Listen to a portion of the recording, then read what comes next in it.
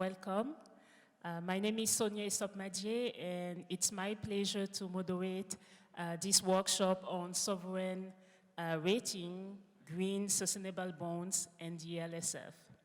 So over the last 2 days, have been rich in information, discussions, and solutions to address climate change in Africa. Let me just remind you of a few facts.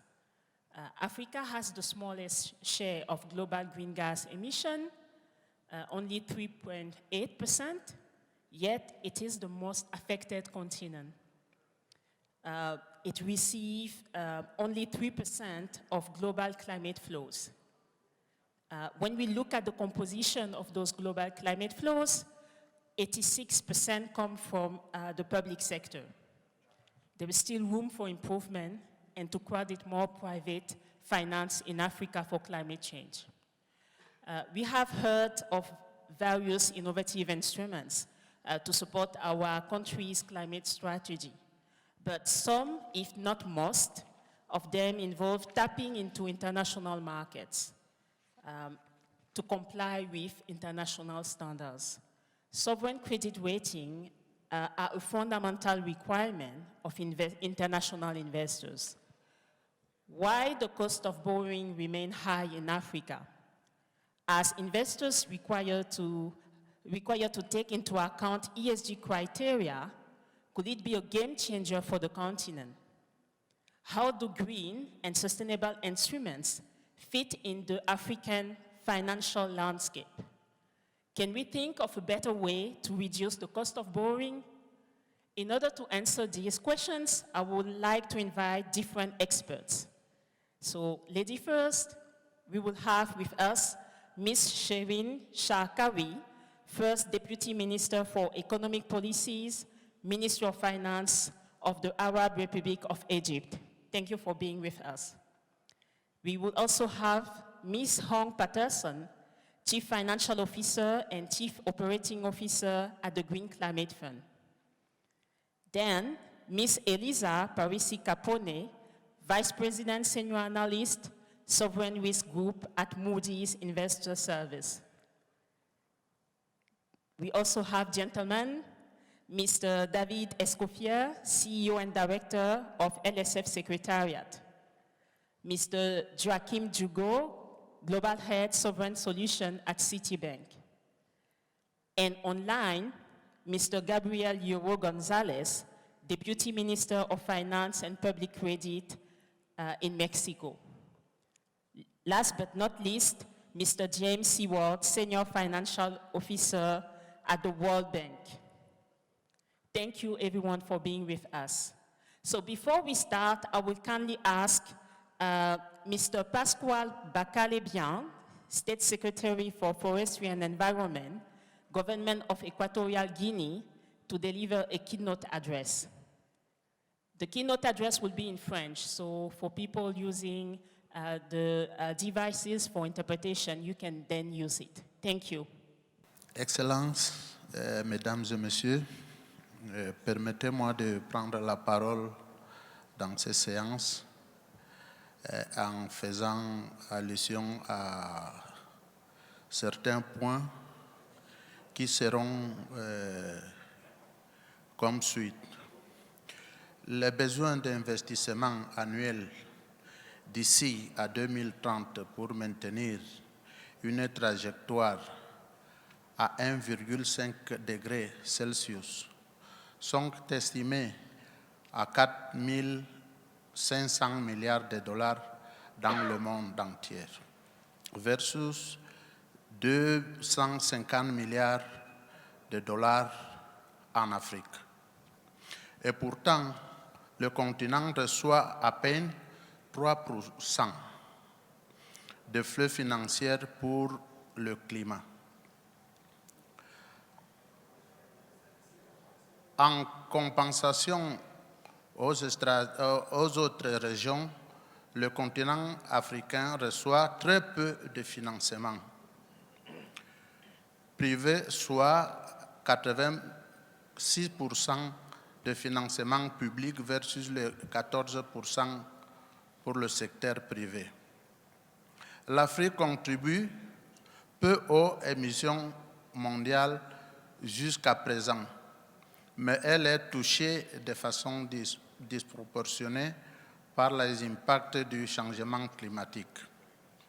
La lutte contre le changement climatique, qu'il s'agisse de la mise en œuvre de contributions nationales, le N2C ou Nationally Determined Contribution, ou des objectifs plus ambitieux de neutralité carbone à moyen et long terme, représente en Afrique un défi croissant pour la politique budgétaire et monétaire, et plus largement pour le financement des économies.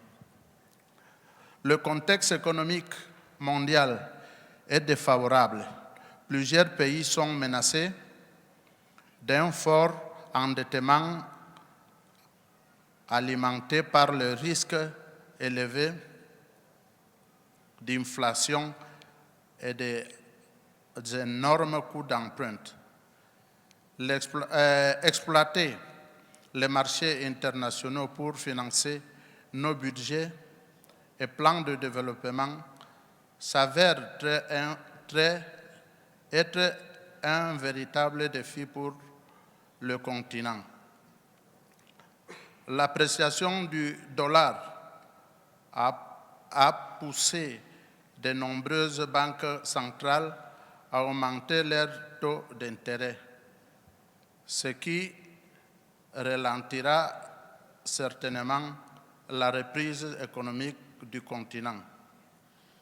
Aux enjeux économiques et sociaux exacerbés par la crise sanitaire de la COVID-19 et le conflit en Ukraine, se rajoutent les défis environnementaux majeurs que connaissent aujourd'hui le continent, la sécheresse, les inondations, la désertification. Sur le long terme, le changement climatique a aussi impacté le produit intérieur brut de l'Afrique. Le continent voit le produit intérieur brut amputé de 5% à 15% à cause du changement climatique. L'inaction climatique coûtera plus cher au continent. Dans le contexte des stratégies, pour donner une explication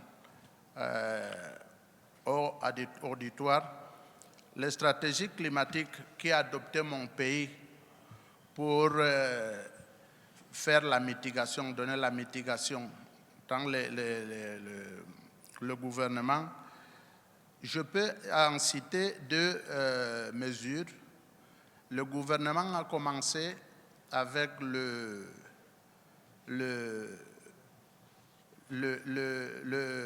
travail dans le cadre de lois, parce qu'on ne pouvait rien faire sans vraiment mettre les lois sur le point, à ce que toutes les mesures que le gouvernement va prendre ne prennent pas de risques. En ce domaine, le gouvernement a changé la loi de l'environnement et il a, en 2018, sanctionné un décret pour éliminer l'exportation de bois, le bois en brut, pour protéger les forêts. Dans ces mesures, il a décrété pour que toutes les sociétés qui sont intéressées à exploiter le bois en Guinée équatoriale, ils devaient créer des usines pour créer des emplois au lieu d'exporter le bois en brut. Parce que le bois en brut, ça causait beaucoup de dégâts. Quand on exportait le bois en brut, ça causait beaucoup de dégâts dans les forêts. Et ensuite, le gouvernement a créé environ 13 zones protégées. Les zones protégées qui représentent le 13,5% du territoire national pour protéger les forêts et la biodiversité. Dans le financement pour protéger toutes ces zones, le gouvernement a pris les mesures de mettre tous ces coûts dans les subventions du budget du gouvernement chaque année. Parce qu'on reçoit très peu de la société privée, dont le gouvernement assume presque le 85 ou un peu plus de coûts qui résument les activités de protection environnementale en Guinée équatoriale. Et aussi, mon gouvernement remercie toute la coopération multilatérale avec le système des Nations Unies et le UNECA et d'autres partenaires qui fournissent le matériel et appuient dans le renforcement des capacités et financent aussi quelques projets dans mon pays, les petits projets pour appuyer les paysans. Dans ce contexte, l'inaction climatique, mes chers amis, coûtera plus cher sur le long terme d'un point de vue économique, environnemental et social. Mesdames et Messieurs, Excellences, il est impératif pour le continent de s'accélérer le développement des énergies renouvelables, de diversifier ses sources de financement, de créer un environnement favorable aux investissements par le secteur privé, d'exploiter le potentiel de développement de produits verts et durables, de transformer les besoins d'investissement en opportunités des affaires et enfin d'harmoniser et d'adopter de bonnes pratiques. Mesdames et Messieurs, l'action unique est essentielle pour faire reculer la pauvreté et promouvoir une prospérité partagée de manière durable. Enfin, nous sommes précisément à un peu moins de 60 jours pour la COP 27. Cette COP est un enjeu majeur pour le continent africain et une opportunité de définir un agenda ambitieux pour l'implémentation de mesures concrètes qui amélioreront le continent et la vie de ses habitants et de ses citoyens. Je remercie dernièrement à tous ceux qui sont ici, l'auditoire, pour prêter leur attention à mes paroles. Je remercie aussi le gouvernement de l'Égypte d'avoir organisé ces conférences. Je remercie l'UNCA pour sa collaboration avec mon gouvernement. Et je remercie à tous ceux qui ont fait possible l'organisation et l'accueil qu'on a été soumis depuis qu'on est ici dans la capitale égyptienne. Merci beaucoup.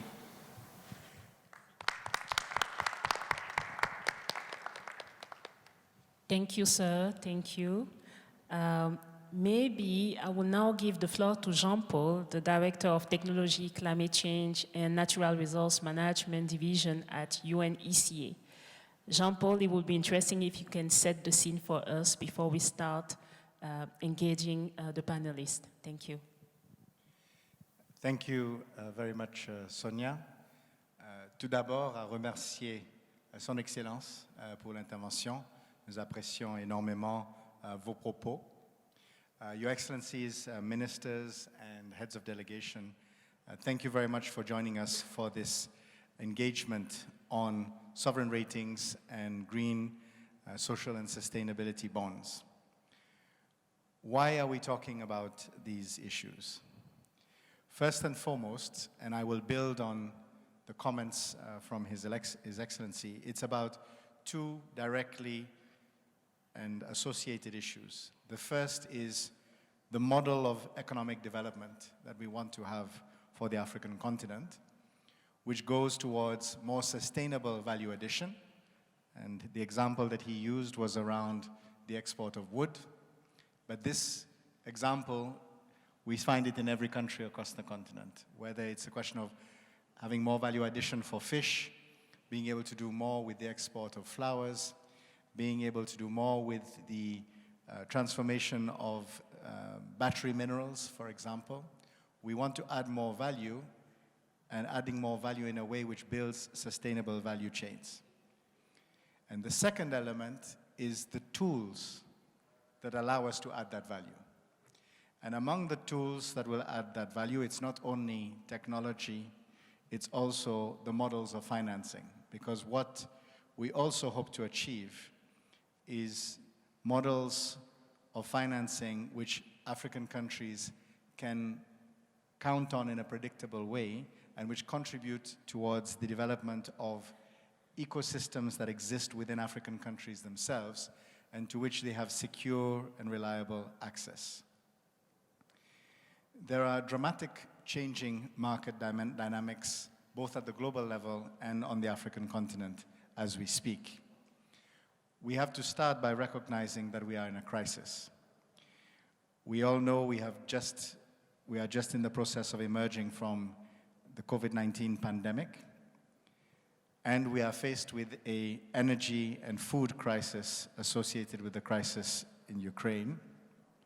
But the climate crisis has been continuous, and African countries, on average, will be losing 5% of their GDP to climate. This exceeds the current average growth rate of African countries. So the crisis means we need to address all means to raise additional capital that can be invested in climate resilience. It's very clear that the 100 billion is actually a starting point which has not yet been achieved, but it is, in a way, only the seed capital that allows us to really achieve the levels of financing that are required.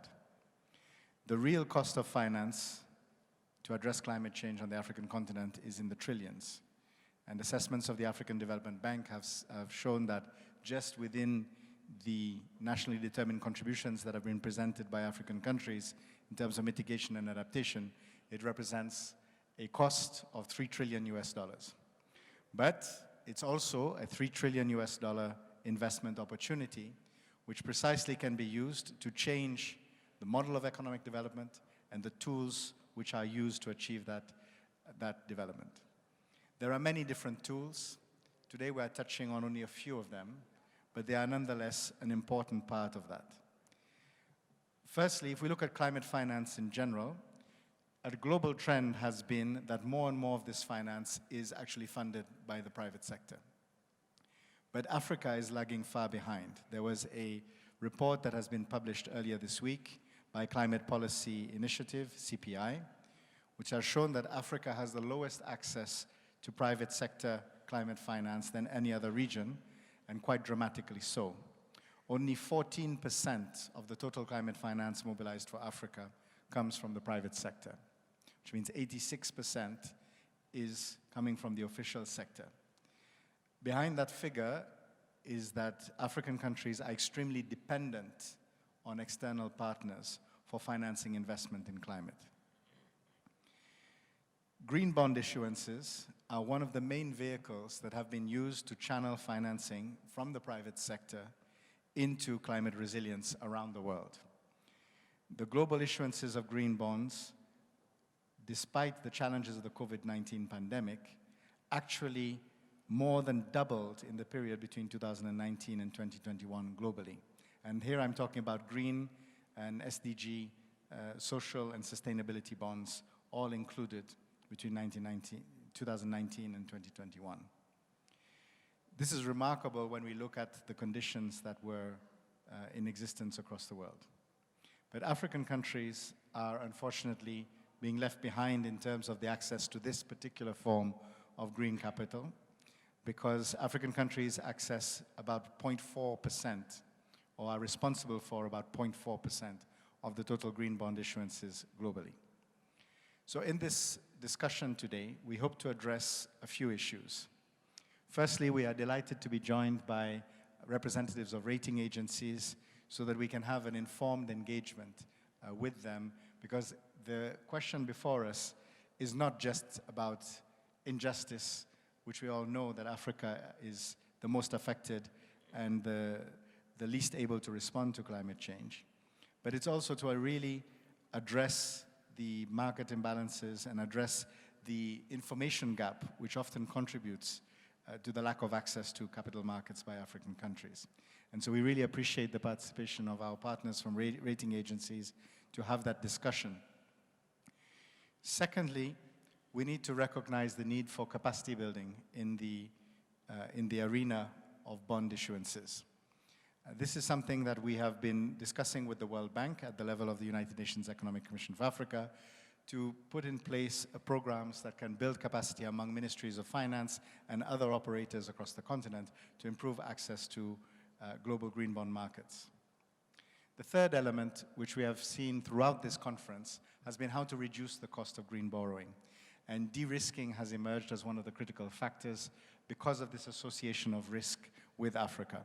We certainly believe that this is a key part of the solution, but we also want to generate access to the market in Africa, which by the actions taken by African countries, we can actually achieve a market-driven lowering of the cost of capital. And we would like to establish a format whereby investments in climate resilience are rewarded for what they are really worth. Because if we properly invest in climate resilience, this actually reduces the risk to infrastructure and it reduces the risk of default in the longer term.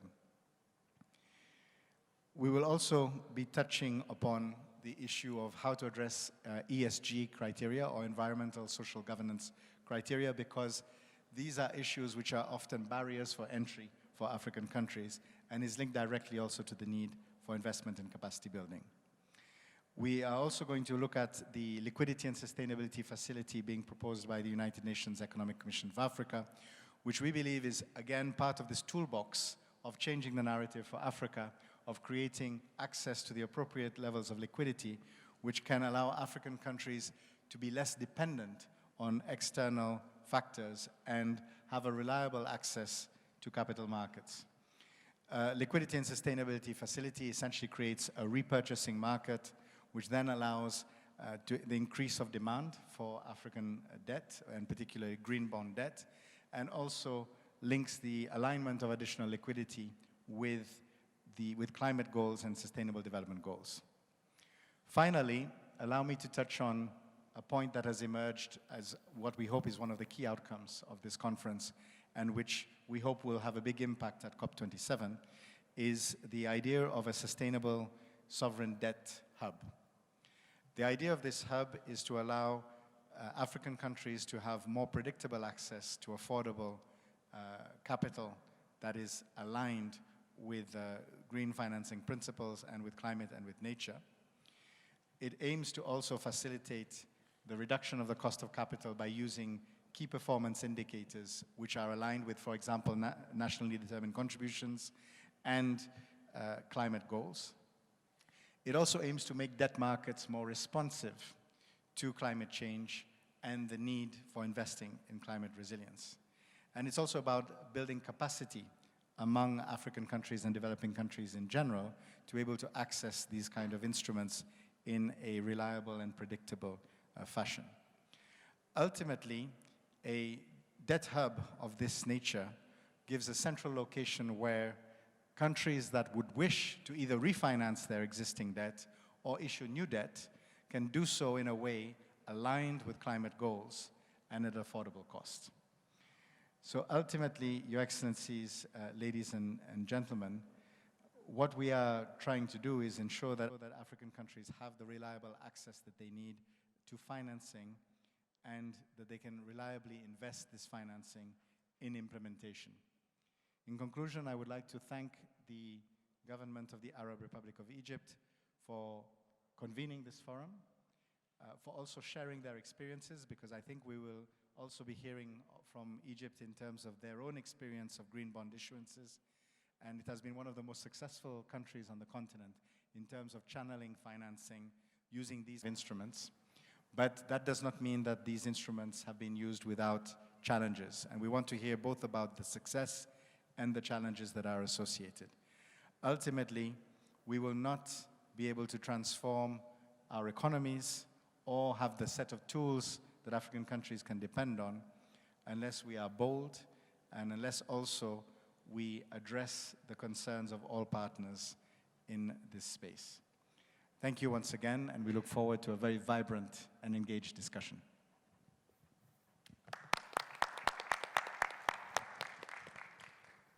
Thank you, Jean-Paul. Now back to our panelists.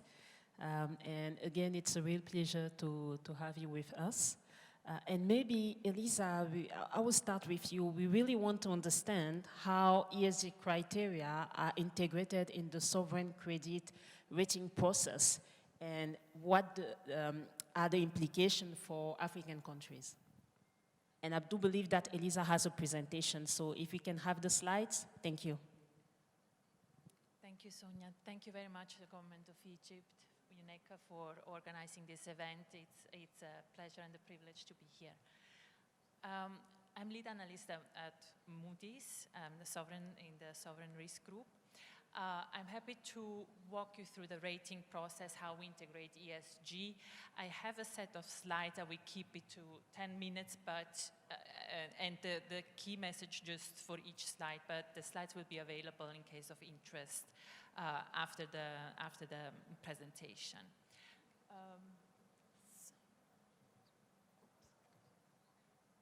Apologies, I have to see where we are. Next slide, please. How shall we do this? Next slide, please. We'll briefly touch upon ratings which reflect credit fundamentals. We look at how ESG considerations are included in the rating. We will look at how Moody's approaches sustainable finance and look at a few case studies. Next slide, please. Yeah, I can take it from here. So it's good to start with a definition to see what a rating is, what it speaks to, and what it does not speak to, because clarity of rules are important, especially in uncertain times. A rating really speaks to expected losses of debt held by private sector investors. So to the extent that any instrument or any transaction results in losses for private investors, that they do not receive their money in full and on time, that would likely constitute a default. That does not apply to, rating does not speak to official sector debt. That means that similar transactions done with official sector debt would not likely result in a default. In fact, it could also liberate funds to repay private sector creditors, so that is an element. We have seen that, for instance, during the SSI. There was uncertainty of whether private sector involvement would be required. That created uncertainty that increased the probability of default. We have seen afterwards that private sector involvement was not required, and that was also reflected in our rating actions. So it's important to keep in mind the ratings speak to private sector debt. If we look at how ratings are assigned, what are the elements that go into the methodology that creates a rating range within which we then place the rating. We have 4 key factors. I will be brief: economic strength, institutions, fiscal strength, and event risk. Those are the key factors that we look at. We have, of course, ratios that track those elements, but the important message on this slide is really that ESG factors are integrated in the rating. They are not something that is outside of it that comes afterwards. It is ESG considerations are very much embedded in the rating, and you can see elements here on the slide. For instance, environmental risk does impact economic fundamentals. It has an impact on fiscal outlays in case an environmental shock hits. And it can also represent external vulnerability risk. So you see that all these elements are really integrated in the sovereign rating. Same for social and governance considerations. I will be brief here. These are the categories on how we assign ESG scores. Environmental risks takes into account physical climate risk, but importantly also carbon transition.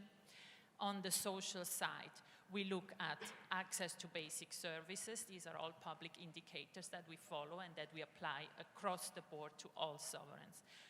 Access to basic services, education, health and safety. You see the list there. Those are the fundamental factors that capture social risk.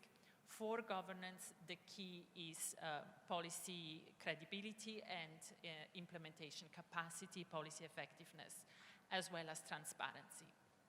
And we have seen throughout all the panels that I have followed, that is really a key factor when it comes to project implementation.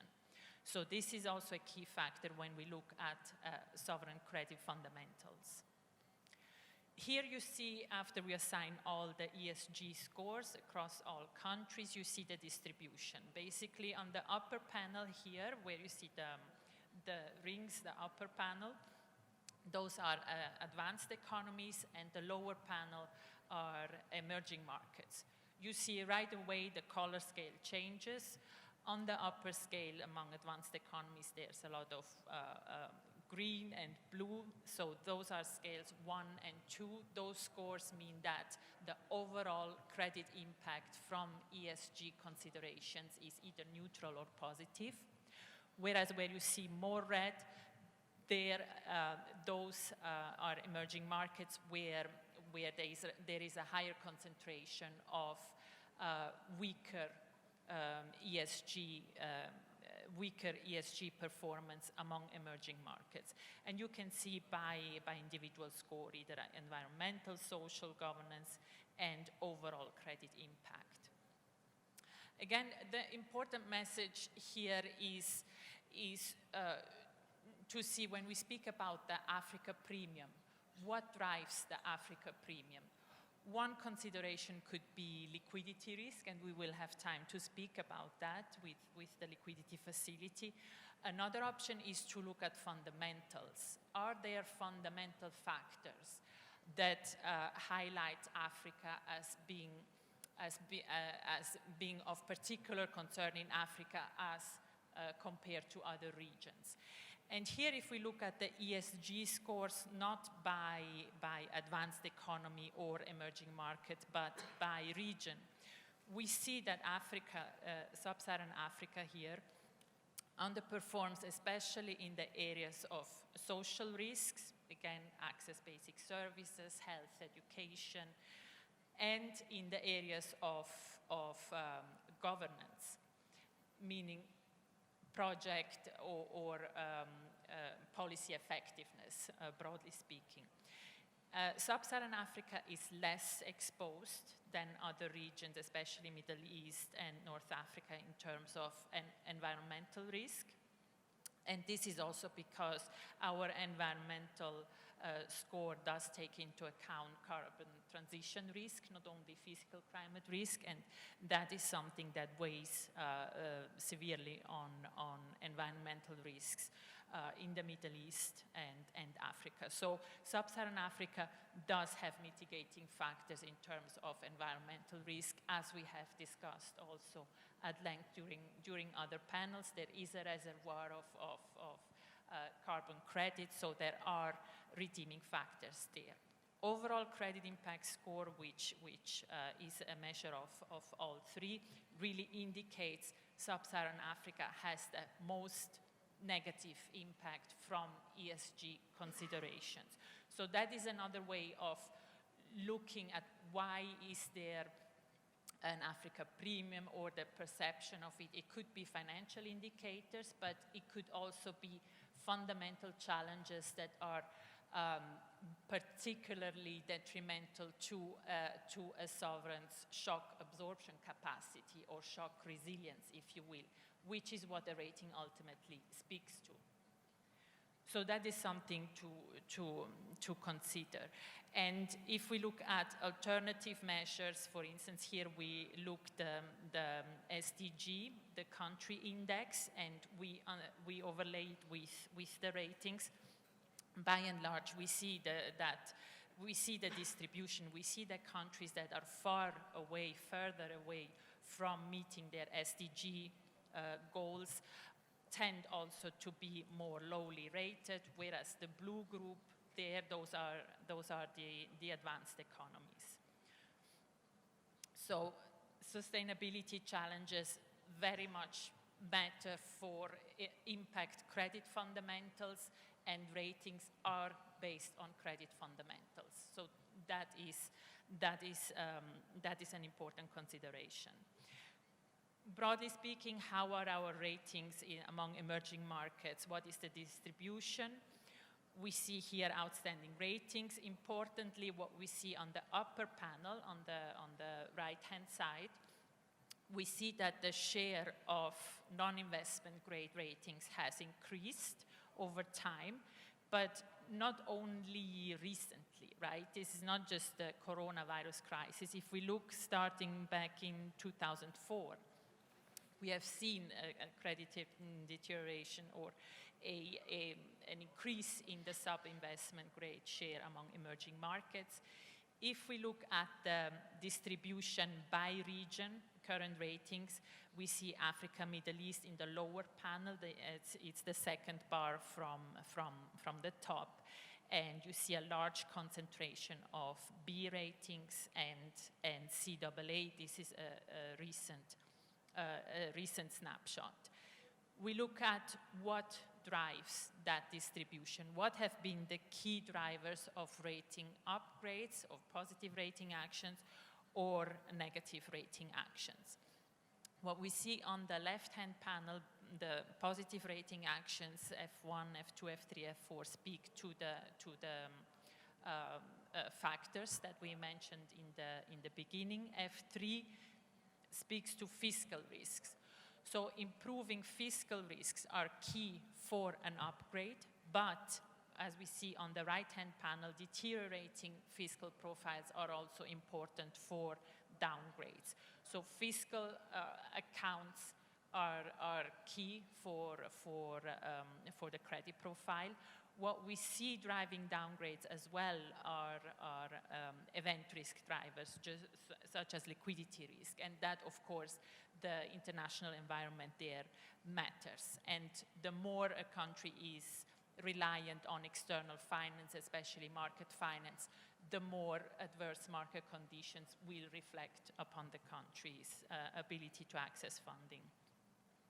Here, just to look also at the fundamentals over the longer time, not just recent rating actions, but what drives the deterioration in the credit profile that we have seen over time.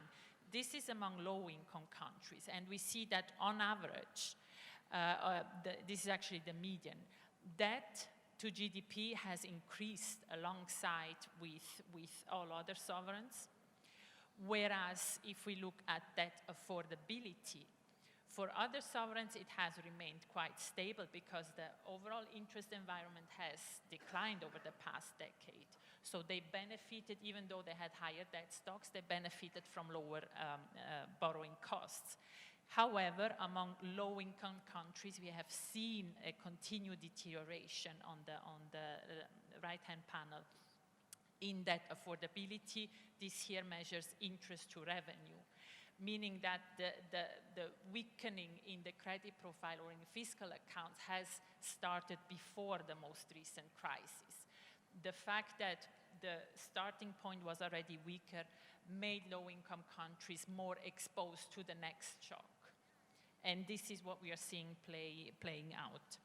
I will be very brief going forward. Here, just a few slides for your information, that ratings don't work only on the downside. There are stories of upgrades. Here we look at rating changes from 2006 to 2022, those that started from low levels and moved their way up, as well as some that started from higher levels and moved their way down. And here we see also, when we look at over time, what were the drivers for that? Those are fundamental structural reforms that sustainably improve their credit profile. And those speak to economic, social, institutional, but also banking reforms, access to local currency markets. Those are key. Here you have the list in case of interest. Just a word on sustainable finance. Here we see, of course, the market is growing. That is a key theme. That's why we are here. How do rating agencies look, or Moody's in particular, how do we look at labeled issuances? Sovereign bonds that are labeled either green bonds or sustainability bonds or social bonds, they still are direct, unsecured, and unconditional obligations of the government. Therefore, they are assigned the rating of the government, not of the label. So as long as they are still debt that ranks the same with other external debt, it will be rated the same. However, here is the example of the government of Benin, for instance, who issued a labeled SDG bond. And here the rating does not speak to the sustainability credentials itself. That is a separate service that is also provided by Moody's. Here we have Moody's ESG solution. There is a framework on how the experts that focus on sustainability credentials rate that, but that is another element that can reduce the information asymmetry. We spoke about the fact that green bonds or labeled bonds trade differently from government bonds, even though they carry the same risk. There is also an element of information asymmetry that some unified standards could help address. Last point I make, another case study, we spoke also about the Belize blue bonds. That is an example where the government of Belize incurred a commercial loan in order to buy back outstanding debt at a discount, and then securitize that loan with credit enhancement, so that the blue bond basically got a high AA2 stable rating. Part of the deal was of course, that the government of Belize would also pre-fund a marine conservation account with about 23 million, and will commit to continue funding that.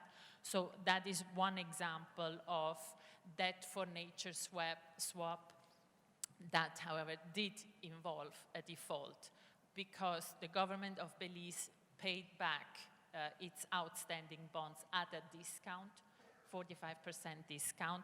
So from the rating perspective, from the credit perspective, that constitutes a default.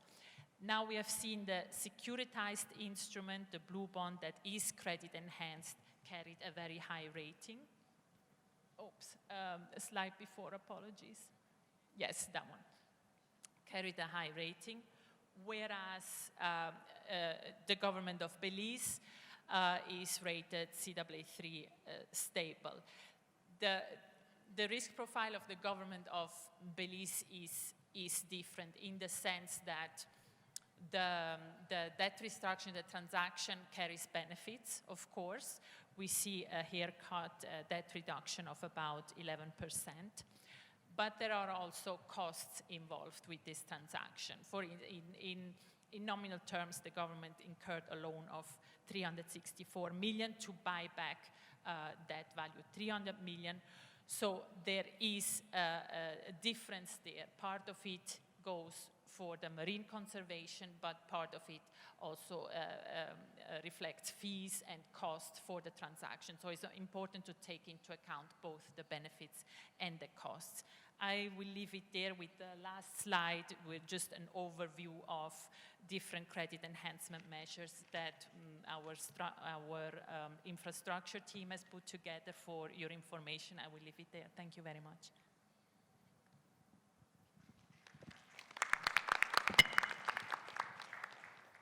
Thank you, Elisa, for this brilliant presentation. I think there will be questions, but for now, I will maybe ask Hong from the DCF.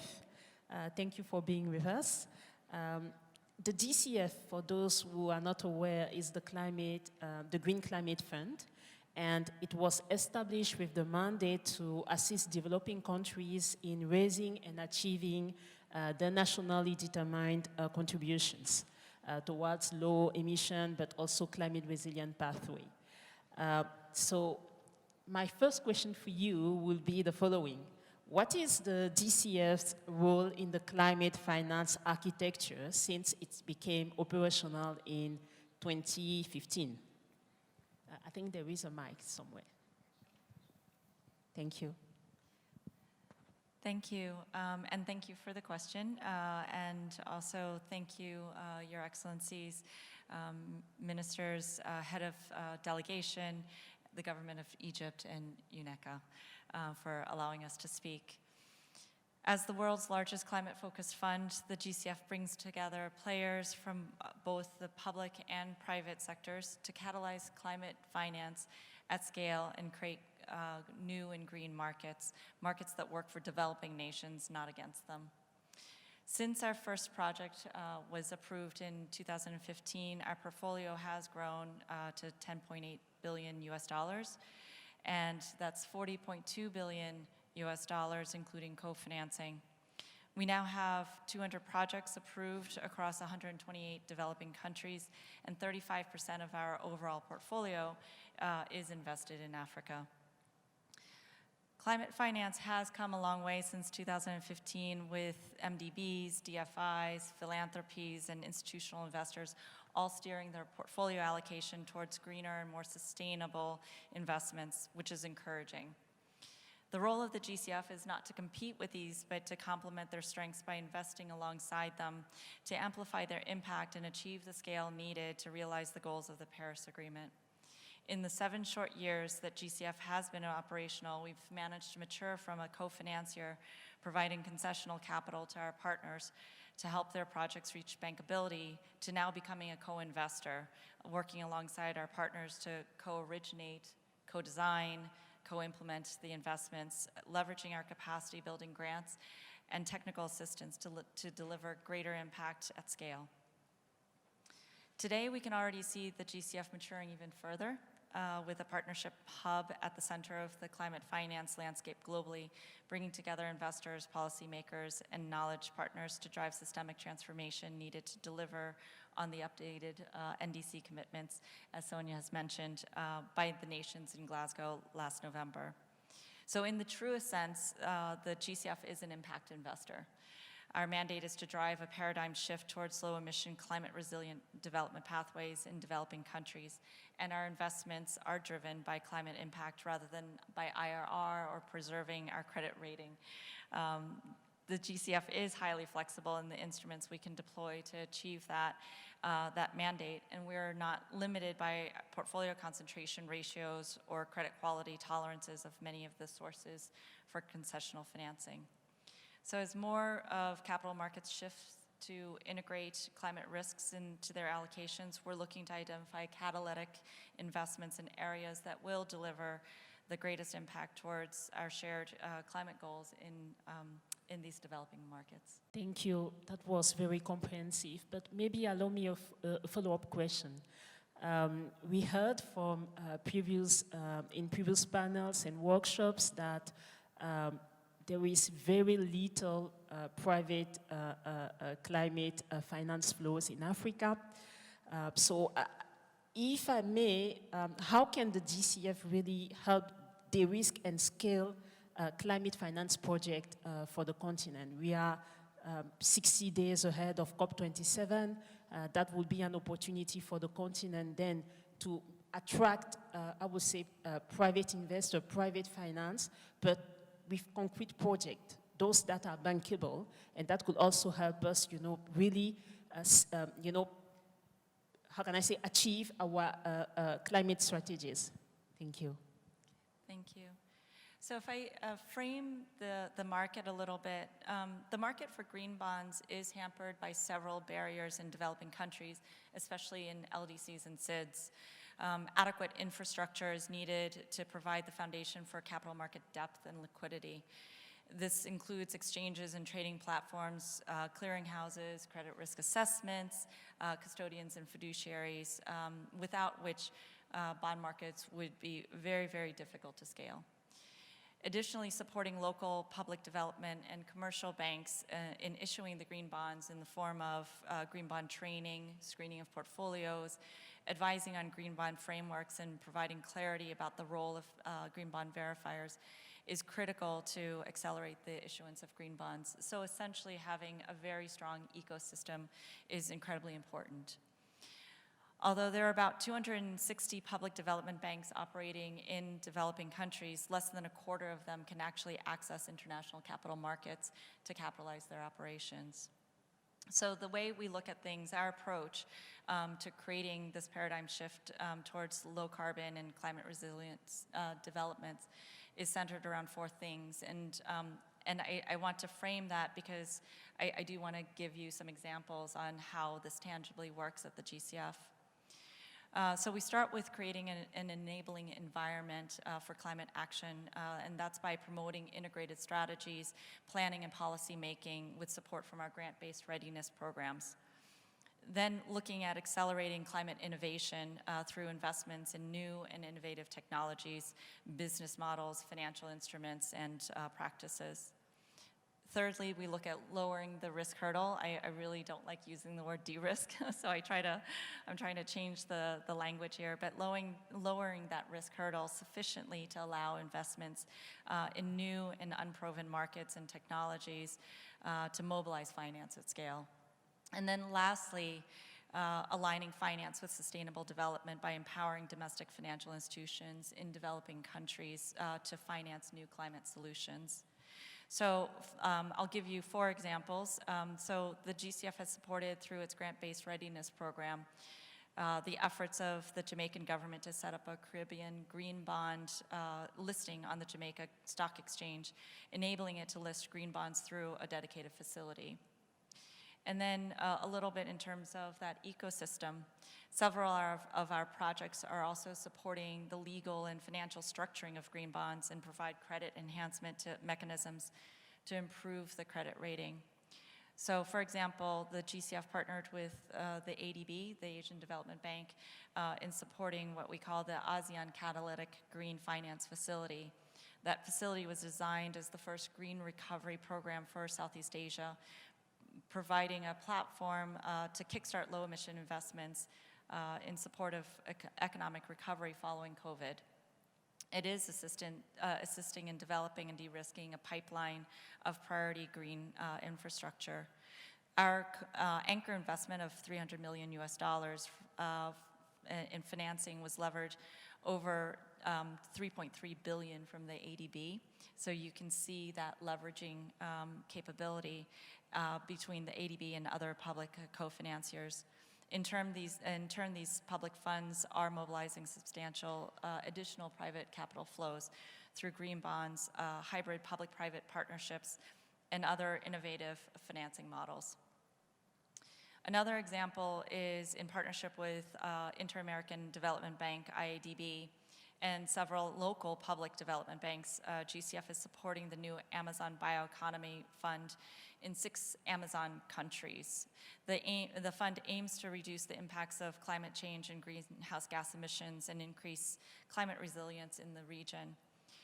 The $600 million program includes nearly $300 million from the GCF, and it encourages private investment in 6 key areas of the bioeconomy with a mix of financial instruments, including green bonds to de-risk eco-businesses in the Amazon. So the GCF funding under the bond component of the Amazon Fund would be used to finance advisory services on how to effectively include bio-businesses in the thematic bond issuances, and also how to deploy credit guarantees for green bond issued by public entities. And I'll finish with the most recent example that we have, and it's really good to follow Eliza's presentation, since that was a very comprehensive primer. But the GCF will be tabling a project preparation grant to support the establishment of a green guarantee company. And that will be dedicated to helping developing countries mobilize climate finance from international capital markets. As Eliza had mentioned, access to credit of an individual climate project is usually capped at the level of the credit rating of the country.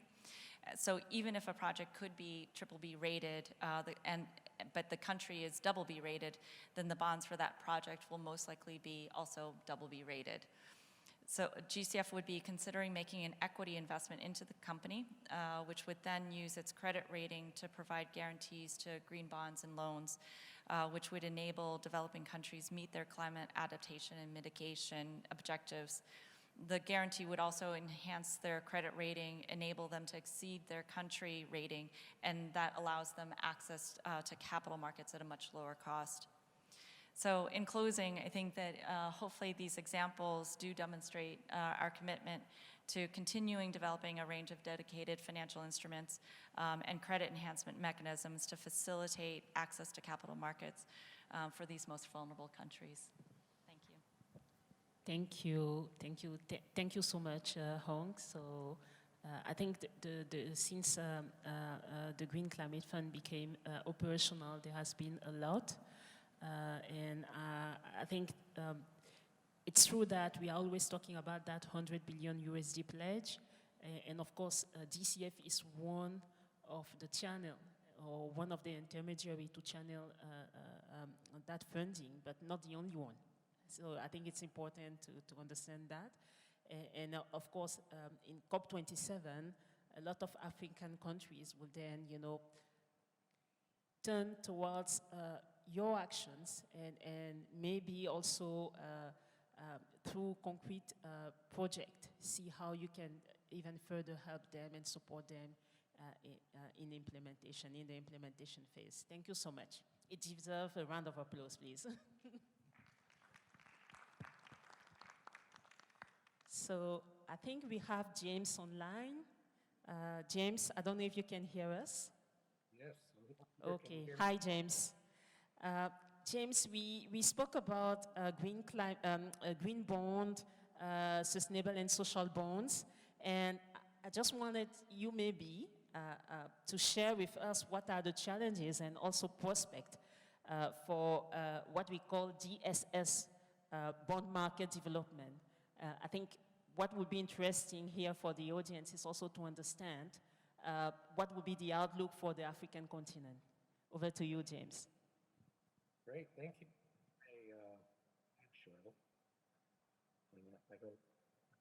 In the meantime, while that's getting up, let me just thank everyone for inviting me. Apologies for not being able to make it there. I really tried my best on my end. I'd like to really meet a lot of you, and hopefully we'll do that sometime soon in person. I don't know if the slides are up, but while they're getting that up, I can't really see the room, so while they're getting them up, maybe just to introduce a few things. What we're going to present here is really something that we were engaged on from our side, from the World Bank Treasury.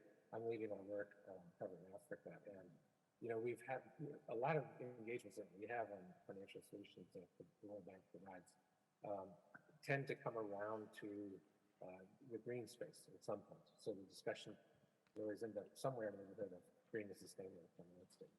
And so we've noticed a lot of the trends, and at a certain point, start getting a lot of anecdotal evidence of what's going on. But we decided what we were going to try to present here is what we wanted to do is go beyond anecdotes and get a feel for what's happening on the ground through a survey.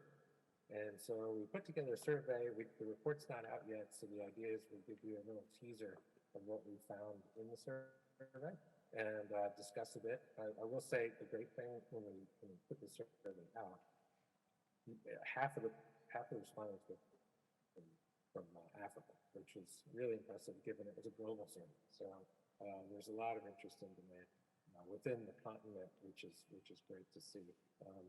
Sonia, I don't know, are the slides up? Yeah. I don't know what's out there. It's a disadvantage of not being in the room. A big disadvantage. Yes, we can see your slides. Please, you can proceed. Is the headline slide or the second slide? Just the title slide? Yes, we do have your slides. Right, okay, let's go to the next, because I have it in front of me. So on the second slide, I'm not going to spend really time at all on this, which is really about where the markets have been going, internationally anyway, in terms of GSS bond issues. And the only thing I'd point out here is really on the sovereign side, where we've seen a late sort of entrance into this. I mean, I know on the World Bank side, we issuing green bonds in 2008, but if you look at the data, there wasn't much happening until really very, very recently. And the sovereigns really space in 2016. And so that's where we started to see a much bigger uptake of interest. Now, I will, with caveat, say that even though there's this rapid rise, it's still a very small piece of the overall international capital markets. So the growth is really, really strong, and we see it continuing to be strong. But in the context of a much bigger zone of international and domestic sovereign bonds. So maybe we go to the next slide on Africa. That comes up. I don't know if that's changed, but anyway, on the Africa side, I think to try to maybe take a glass half full versus half empty perspective. I think what we see that's interesting is that the private sector really has led this off, which again is great. That's where we see a lot of innovation that happens across the region. And the sovereigns have come into this, and we just highlighted 4 here. Of course, we can't not mention Egypt as being quite a success in issuing green bond in 2020, but then also Benin is another big success in terms of their SDG bond. Nigeria's issued 2 relatively small ones, and then we were engaged with the Seychelles in issuing private placed blue bonds. So all those have different flavors to them, different innovations embedded. So those are interesting ways to lead off. So let's see, they're asking me to share my screen. Sorry for the technical difficulties here. So on our side, we can see your slides. So we are now on the slide about the surveys. Okay, great. About the surveys, wonderful. That's where we want to go. So, well, like I said, we wanted to have more, I guess, scientific knowledge about what was happening in terms of particularly our main clients are the public sector and debt offices. So we wanted to really understand, what exactly is going on. What are I like the term, the risk hurdles or the hurdles to issuing bonds instead of, sort of risk mitigation and so forth. But we wanted to find that out. We did this survey, like I say, half came back from Africa. And then we also did a more qualitative survey of international investors. And that was 12 different investor groups and representing about 20 trillion in assets. So if we could just go to the next slide. So the next slide should be very obvious to everybody, very intuitive. Almost everyone responded, all the debt offices responded, they're interested in considering issuing. And out of the respondents, the 8 who said they weren't, the data is very noisy, and they said they weren't, but other areas of the survey indicated they were interested. So our conclusion is really all the respondents are interested in going out with these kinds of GSS bonds. Now, the other interesting bit of this is 7 indicated they wanted to go this year.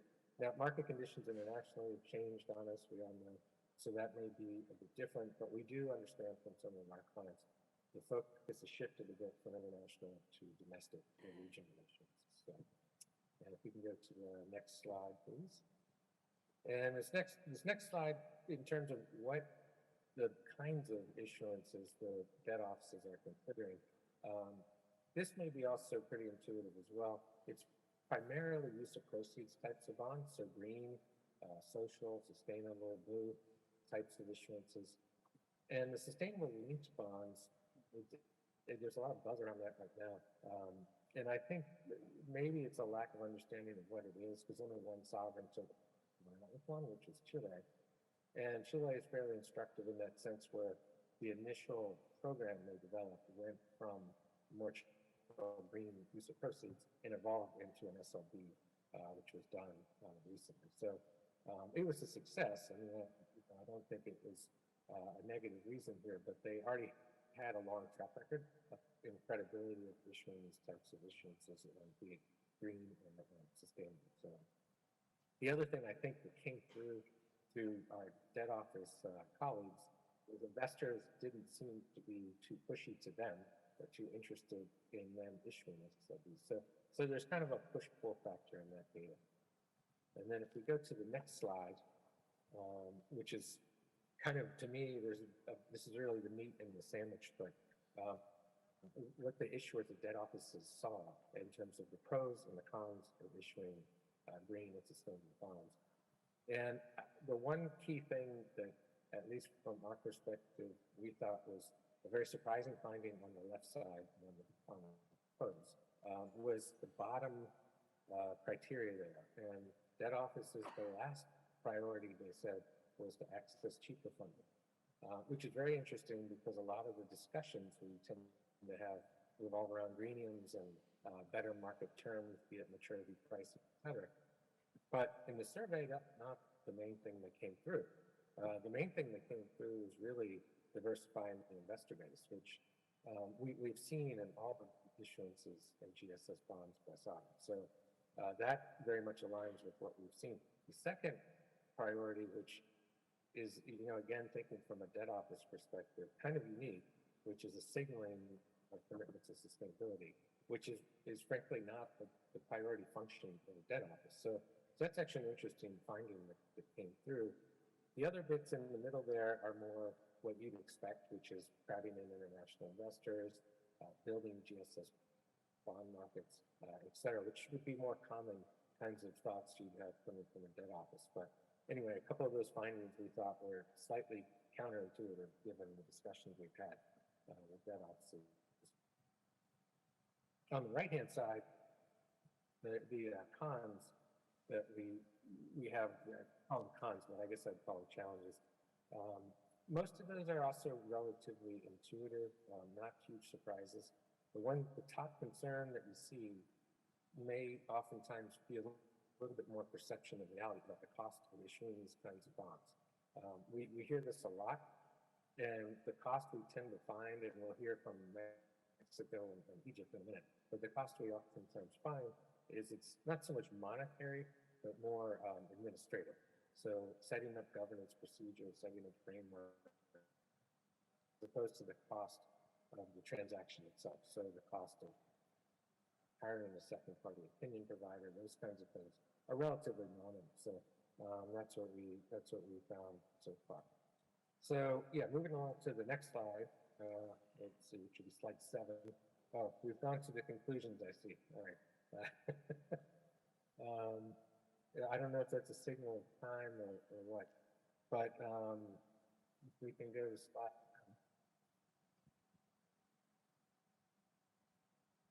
Well, now it's over. Yeah, well, I'll just talk and see if we can get it back. But from the investor's perspective, I think a couple of key things came through. It was a qualitative assessment. What was interesting is a big priority for investors was really to see actual impact in terms of downstream by the government. So, you know, that's why I think there's a preference for use of proceeds oftentimes, because the whole focus is really to get the funds from issuance to the actual projects. And then there's some strong overlap there where investors are looking to build them up. I think that's a positive conclusion. And then I would just say, towards the conclusion here is a lot of the debt offices that have really been highlighting is a lack of understanding around the products, around GSS bonds, be it on the standards, but also the procedures and the governance arrangements and frameworks. So that's a key piece tying into what JP had mentioned earlier, which is really about capacity building and developing awareness. And that's, I think, a big issue. And then I think the other second big conclusion I'd say there is identifying eligible projects for use of proceeds bonds. I think that's a frustration debt offices have, and they're not in charge of identifying these projects in the first place. So you can see a little bit of a governance disconnect. And then finally, on the investor side, the challenges they typically have been raising, at least to us, is a perceived possibility of greenwashing.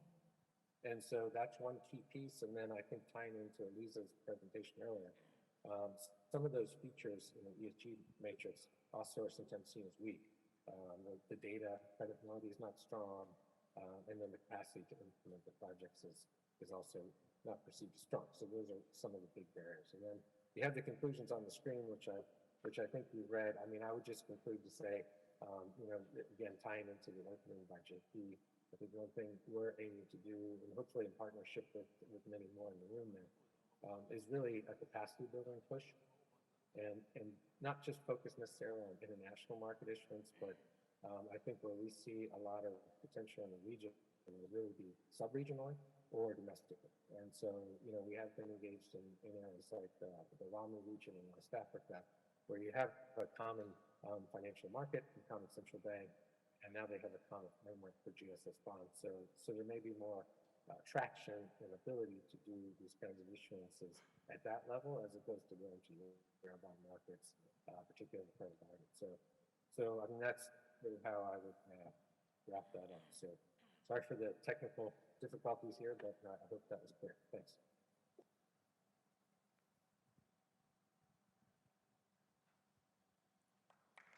Thank you, James. Thank you. Thank you. I think we heard from some of our experts about what are the challenges, but also the potential to develop green and sustainable financial instruments for the continent. I now want to invite 2 countries to share their experiences in the sustainable journey. So I will start, first of all, with you, Shirin.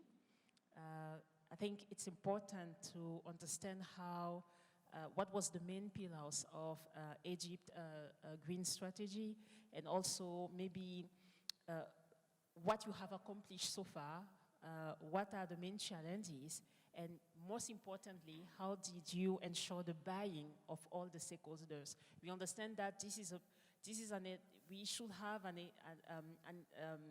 how can I say, the entire ecosystem, right, needs to be on board. So we are keen to understand how Egypt did manage that.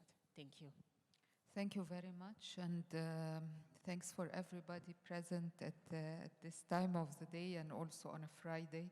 So thank you for that. I'll try to be focused as much as possible. First thing, we had Egypt's Vision 2030 set up in 2019, which was actually incorporating the main goal of the UN SDGs. So this was a very important thing, and it also incorporated the Sustainable Development Strategy for Africa 2063. We also had the Egyptian Energy Strategy 2035, which aims at having renewable energies comprising of 42% of our electricity generation. Currently, we have, in this year, 2023, we have actually achieved 20% of our renewable energy generation. As of today, also, we have 30% of our investments in ESG investments, and we're aiming to increase that to 50%. So in order to do green finance, you have to have the projects and you have to set your country priorities in order to move forward in this direction. Now, we have launched the green bond. We have issued the green bond in September 2020. It's the first sovereign green bond, and it was 7.4 times oversubscribed. But also in November 2021, we did our first green loan, 1.5 billion, 2.5 times oversubscribed. Projects funding for the green bond was spanning over 15 projects. Some of them were the monorail, the Dab'a water station, wind power in Gulf of Suez, and other important projects. In order to do that, of course, there is a lot of preparation and foundation in order to be able to get funding. Green funding, whether it's bonds or loans. So first thing, I will go very quickly through the steps that we had to take, but I think the major thing is, as you mentioned, we have to have buy-in from all parties, and this is important because there are different ministries involved. So you have ministries that are undertaking certain projects, and they need to be interested to go through the journey and all the demands of having funding directed to those projects. And that needs to actually be from ministries at various levels. So you have to have a ministerial level, but also you have to include the technical people, the project implementers, even the consultants, the legal people, all those you have to have buy-in from those in order to move forward, because it's a very demanding journey. The other thing is that you have to meet the international standards. So in order to attract investors from the international capital markets, you have to meet the international standard requirements with respect to allocation of proceeds, which projects it goes to, how do you measure the impact, that the environmental impact or the sustainability impact in certain cases, meeting the criteria for disclosure, transparency, and you have to have all this vetted by external parties in order to be able to have a successful issuance. Now, before the issuance, there are certain steps that we took. We had an interministerial committee involving the entities or the ministries that had those projects. In our case, we had electricity and housing. Of course, when you do an issuance, you want to try to focus on what's big and which projects you need in order to get. You don't go and do many small projects, but you try to focus again in order to save your energy and effort. And naturally, you had, of course, transport. So those were the three ministries undertaking the projects: transport, electricity, and housing. And we also had, of course, Ministry of Environment and Ministry of Planning as well.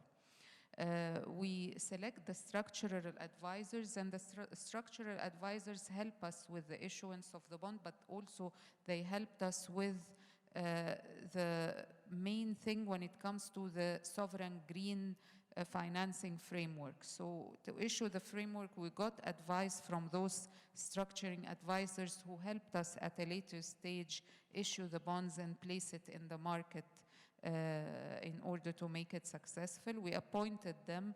We started agreeing on what are the foundations for the green bond framework, what is the basis for the selection of the projects, all this in coordination between the advisors as well as the ministries involved back and forth. And we start gathering eligible projects, and we appoint what we call an external entity that provide what is called a second party opinion. They confirm on the eligibility of projects, that the projects also match the projects as well as the green financing framework are matching or aligned with the ICMA green bond principles, the International Capital Markets Association.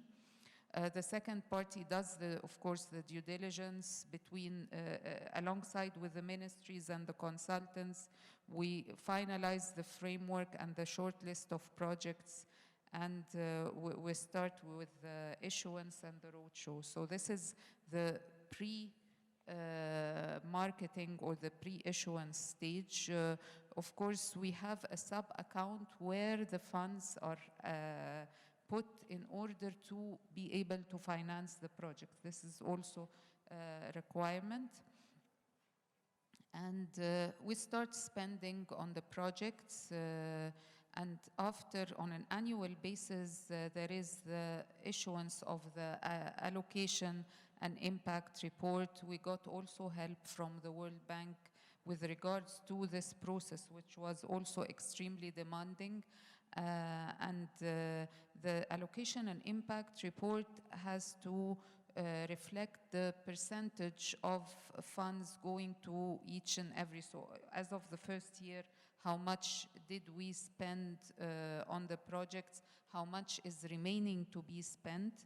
And we also have to show, because it is allowed actually when you issue a bond, to do a refinance. So you can do refinancing for projects that have been done a year or 2 years ago. So how much of the funding went for refinancing, how much has already disbursed, and what is remaining to be disbursed.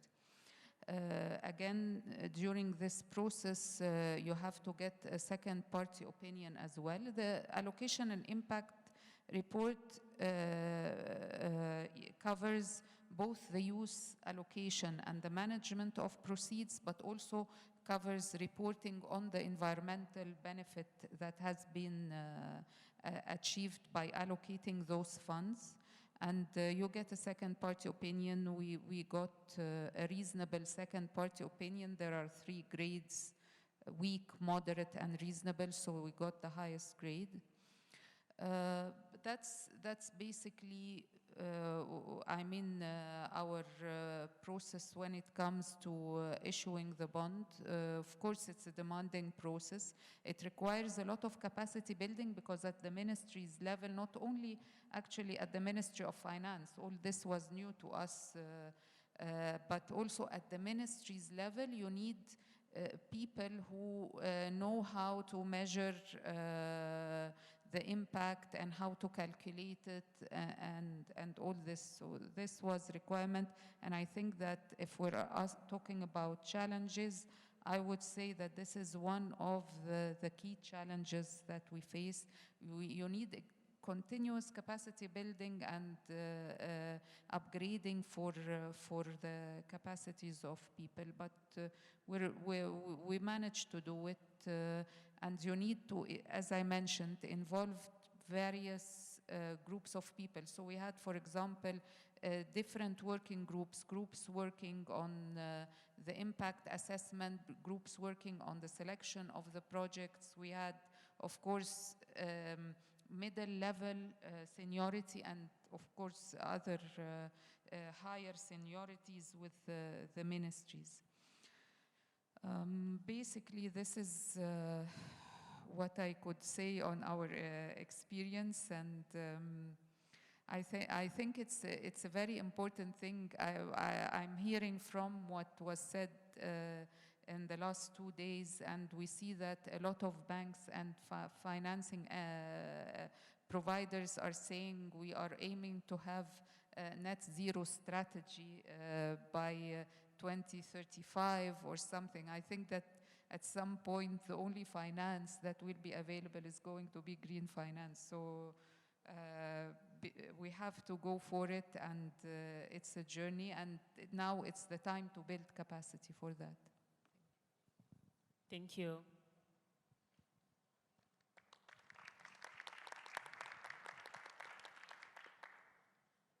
Now, I think we have the Deputy Minister of the Ministry of Finance of Mexico online. So I don't know if you can hear us, Gabriel. Thank you for being with us, and thank you for your patience. So I want to ask you a similar question, okay? Which financial products and mechanisms have you found to be most appropriate or even effective for Mexico in developing its sustainable strategy? And also, I'm keen to hear more about, you know, the sustainable yield curve that Mexico is aiming to build. So if you can share that experience with us, and also how the market react to those announcements, that would be very helpful. Thank you. Thank you very much. I trust you hear me, so good afternoon there, good morning here in Mexico. Really happy with the invitation and with the opportunity to share Mexico's experience. If you allow me, before getting into the products and mechanisms of this specific financial objective of building a sustainable yield curve, I just would like to provide some context of what were the public policy rationale behind trying to address these two specific topics, and then I will get into the details of what Mexico is building. It's very similar to what Egypt already described. We have a different approach in some specific markets, but I guess practically we are walking the same path.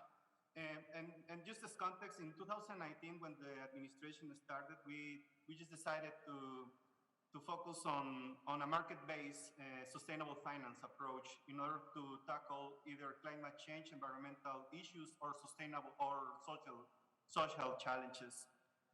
At the time, what we decided was that what we saw was that Mexico has some specific commitments in terms of climate change, energy transition. We were ratifying all the Paris Agreement, and we were participating on the Kyoto Protocol, and participating in all this climate change fighting agenda. But at the same time, as an emerging market and also as a middle-income country, we are still facing some specific social gaps. And just to give you some context, poverty in Mexico is around 44%. In Hungary is 4%. Women's participation in the labor market is 46%. Financial inclusion is still at 78%. So there are still some social gaps that we need to address. So in that sense, we decided to take the broadest definition of sustainability in order to pursue our sustainable finance model and this market-based sustainable approach. Also, there was some specific challenges that we were foreseeing around the globe. If we think on the financing gap to address climate change, that's a huge financing gap that is dependent on multilateral agencies. I mean, the GCF and the World Bank, IDB, and all these regional multilateral banks are key actors in financing this or closing this financing gap. But still, it might not be enough. Mexico is an emerging market and it's a middle-income country as well. We have limited access to multilateral funding, and that's okay, because we have access to market funding. So we decided to start building this market-based model. The model or the approach practically relies on 5 pillars. The first one is public sector, a public sector pillar, which comprises all the budgetary practices that allow us to build a sustainable bond issuance framework. So we have a performance-based budgeting approach. We just built another layer of that we bring the SDGs of the UNDP in this budgetary practice. Also, we're using a second pillar, which is fiscal policy, carbon pricing, and carbon tax. The third pillar is focusing on sustainable financing, a sustainable financing model in the private sector or in the financial system. There we are issuing our bonds in the international and local markets, but also bringing regulation into the effort. This means building sustainable taxonomy that are linked also to the SDGs, and also trying to develop 10 markets at a time, and I will get into that detail. So we're using regulation, and that's the fourth pillar. And the fifth pillar is using governance as part of enforcement mechanism in the Mexican financial sector, because we do believe that the financial sector is key when we want to mobilize resources either for climate change, for mitigation adaptation actions, or for trying to pursue specific social gaps. Having said that, I will get into the details. We issue our first sustainable bond, is a SDG-linked bond. We built the framework together with the UNDP. And the first bond that we issued was in Europe. The first issuance, it was around 750 euros. And then we did a second issuance in the European market. So we have to reference, and we wanted to start building this yield curve in the European market. Then we did the same in the local market. Mexico has a well-developed debt market, specifically for sovereign issuers, for sovereign issuances. Around 81% of our total debt is being funded out in our local market. And also it creates a good ecosystem for potential corporate issuances. So what we wanted to do also is to build this curve in order to establish an umbrella for all our corporates, either publics or private corporates that have a potential sustainable program or want to raise money for specific sustainable projects. So the decision was to build a sustainable curve, but not a specific one. So we're not building a green one or a social one. We're bringing the social and green standard, international standards in our framework. And with that, we're providing a support for a sustainable curve. What we want to allow in our economy is that potential issuers here in our debt market can either pursue a specific impact bond or an impact program. So then we issued we conducted a couple of months ago a liability management transaction in the US dollar market.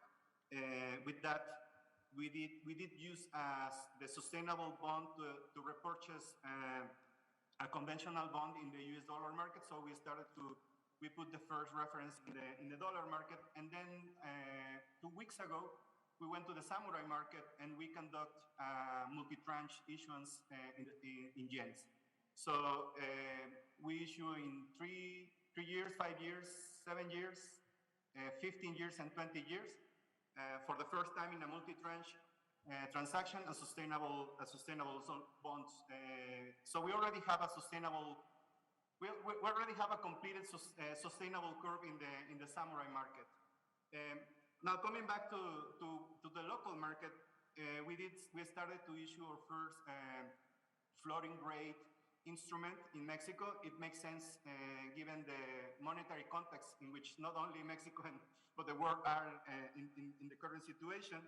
And we started to promote also corporate issuances in terms of either sustainability, social or green projects. At the same time, we have been working in financial regulation and together with our financial system in order to also promote the use of the development of a sustainable equity market. We have 2 stock exchanges here in Mexico. We already have 2 sustainable indexes. So some of the shares that are traded in the 2 stock exchanges are being done with the ESG criteria.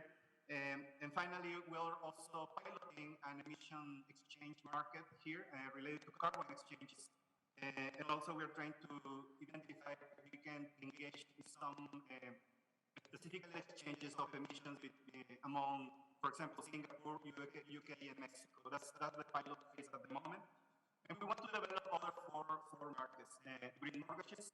At the time, we don't have regulation for that, and also we don't have specific SPVs or funding strategies for these green mortgages. so we want to pursue that, the development of that market. Also, we're trying to collaborate together also with the World Bank on this. We also have a specific, Mexico is a federative country, so we are comprised by national governments that have some autonomy in terms of constitutional rights, constitutional fiscal limitations. So each of our states here in Mexico have their own constitution and they have their own public debt laws. Having said that, we do need to create a subnational debt market.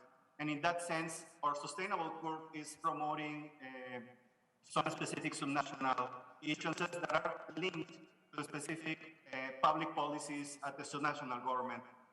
In the pipeline, we have two states that are about to issue the first green and blue bond. One is related to obviously sea and ocean matters, and the second one is related to green and social issues, very similar to the framework that we built for the sovereign. So we follow the same process, and I won't get into the detail of that because Deputy Minister Mrs. Sawari already described the process. We did the same, and we are trying to use our sovereign bond as an anchor to contribute the development of other issuers here in Mexico. We are using financial regulation also to promote or to develop both sides, the demand and the supply side, bringing the pension funds into the equation. So they are buyers of these potential green bonds or social bonds, also trying to bring institutional investors or retail investors in our local market to buy these bonds. Let me just get it, maybe to close my intervention in the benefit of time, but we do have a specific retail debt platform that kind of democratize the access of all the Mexicans to buy a specific government bond. So what we want to do is that government bonds are not only provided for large investors or institutional investors or pension funds, but any citizen in Mexico can have access to that. So we are bringing also sustainable bonds into these platforms, and we want to promote as a financial inclusion policy that all the investors or that have their savings in these platforms potentially can be ESG investors. So these are like the overall model that we are pursuing. We do foresee a greenium in the way we have conducted our issuances. They have been over demanded. The bid cover fluctuates around 2 to 3 times the issuance that we take to the market. They are very small issuances given the size or the traditional size of the average ticket that we take to the markets. Still, we do think there is a greenium there. If there is not greenium while the implementation of the issuance or the auctions in the market, we do think that potentially there will be a greenium on the other way. Investors are requiring more commitment in terms of the issuers to move towards raising funding for specific impact projects. So there's an increasing demand. We do see that potentially that can be a liquidity risk associated with, for all these investors' funds moving towards ESG criteria. So conventional bonds might face difficulties in the future to raise money in the markets. And in that sense, that will create against a risk premium, a liquidity premium in the conventional bonds, not specifically a reduce of the greenium. And that's just one hypothesis that we haven't seen yet. But if the trend continues, we do think that might be one of the outcomes of this consolidation of sustainable finance in the world. And let me just finish by saying that our debt management unit or our debt management office also face they face challenges in terms of changing the mindset of a debt management officer, as was already described. Debt managers are always, trying here focus on the Bloomberg and market issues, but moving towards sustainability means reporting on some vocabulary that we weren't used to. and also bringing new public policy reporting on a debt management office that was practically or traditionally focused on markets. So it has been a huge effort. Building our sovereign framework took around 8 months. Also designing the report, the impact and allocation report took around 8 months of work, intensive work here also in the debt management office. Also working a lot with other government entities, specifically with the Environmental Authority or the 2030 Agenda Coordinator, that weren't used to any kind of market instrument. So it was a very fun discussion. It was a lot of effort, but we do think that the effort is worth taking.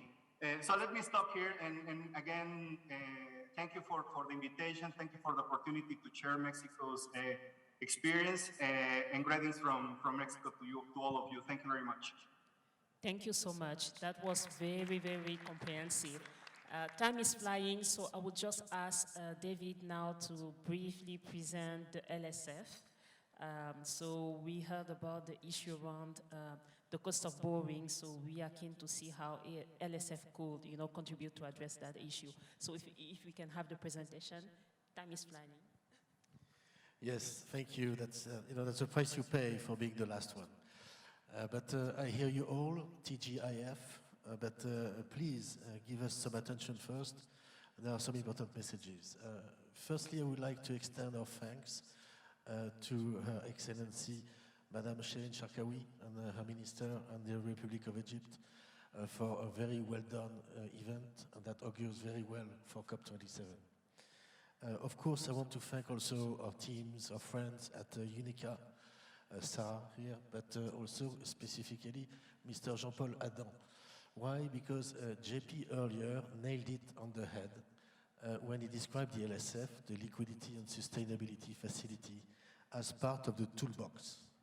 That's what we are. We are part of the toolbox that will help, or that is helping, mobilize private investors to finance the green recovery and sustainable recovery of Africa. But let's go directly into the slides. You can go to the next slide. And just a short history, the LSF was announced and inaugurated at the COP26 last year by Professor Vera Songwe, and it was to address then, very, very specific items in the background of Africa. Of course, the pandemic, the cost of borrowing that was already extremely high, and the necessity already to address climate change.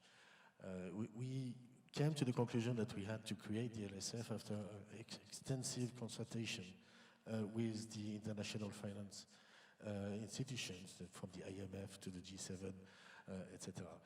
And what's interesting, if we go to the next slide, is to notice, obviously, and Her Excellency, the Minister Pascal Mbiang, did it much more eloquently than me in his introduction. The context for Africa has worsened.